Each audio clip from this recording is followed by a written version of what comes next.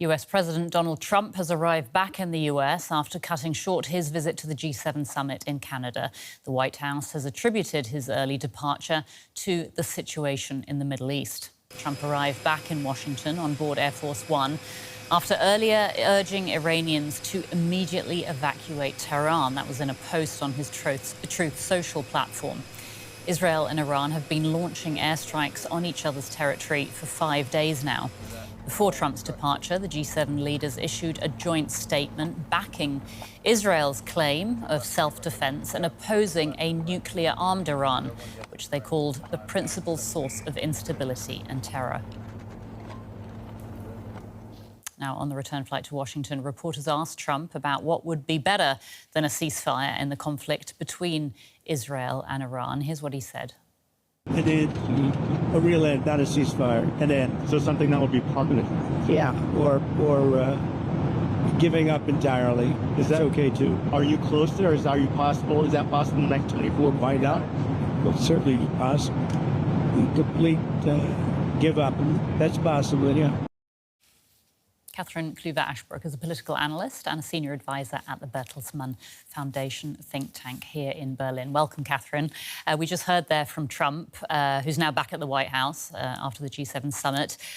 What do you see his options as being now in terms of the conflict between Iran and Israel? Well, I think there are a lot of moving pieces for American diplomacy. If you take the president at his original first word, he really does still want to pursue a diplomatic solution. And that's why Steve Witkoff is still preparing conversations with the top Iranian leadership on steps ahead that might actually lead not only to a ceasefire, factually, but something that actually takes the Iranian nuclear program off the table. But in the clip that you just heard, it's the American president playing with the idea of deploying B-2 bombers in the support of Israel. That would be the only structure, by the way, that would allow the bunker buster bombers to get into the depth of the Fordo nuclear facility that can actually end, if you will, the Iranian nuclear posture, certainly the weaponization of uranium such that you would end up with a nuclear bomb. And so I think those are the options that the American side is considering. The latter part would then, of course, increase the fissures across the Middle East. You saw the comments by major Arab countries in the region that the Trump administration has also been working with on a different sort of set of negotiated agreements. So it's a difficult situation for the Americans right now, with the Netanyahu government having taken the position as quickly as it did. The Americans really need to weigh their options very carefully. And right now, you don't get a very clear line out of the White House. The president seems to be changing his mind every couple of hours. Right. As you say, so many moving pieces, really a difficult situation. Can I ask what you think he's most likely to do?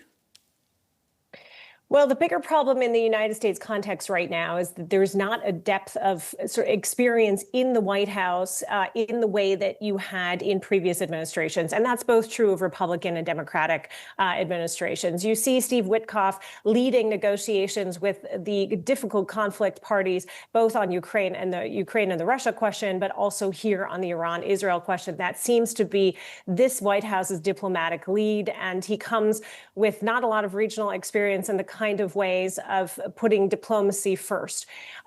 Based on what we can puzzle together coming from the White House, the idea is that you would sort of pursue a double track approach where you keep the pursuit of a military threat in sort of your back corner, in the back deck of your playing cards, but that you push first for the Iranians to come to the table, see what they might have on offer. The Iranians, of course, are in a very difficult situation. And to be fair, the president is getting a lot of pressure at home as well, because he promised to his electorate and a number of the MAGA key supporters that he has that he wouldn't engage in something like regime change. And the question right now is it just dismantling the Iranian nuclear bomb production capacity, or is in fact regime change in the offing? And that would mean long-term engagement by the Americans in the region, something that this administration expressly didn't want to be doing. Right. We are getting reports, though, that the US aircraft carrier Nimitz is heading to the Middle East. We're hearing the US military has moved a large number of refueling aircraft to Europe. So what do you think the US administration might be preparing for here? Well, if you believe the American Defense Secretary, it is merely to create options and insulate those options and to put American troops into a preparedness situation. Now, you've also heard the president threaten the Iranian leadership that should they conversely act from their perspective against American troops, that things would get a lot worse for the Iranians. So it seems to be indicating that you have, best case scenario, an idea that is diplomacy backed by force, so a force presence that reinforces the idea that Americans would get engaged if they needed to, if they felt that diplomacy couldn't take the lead. That would be a pretty sanguine strategy by the Trump administration at this point.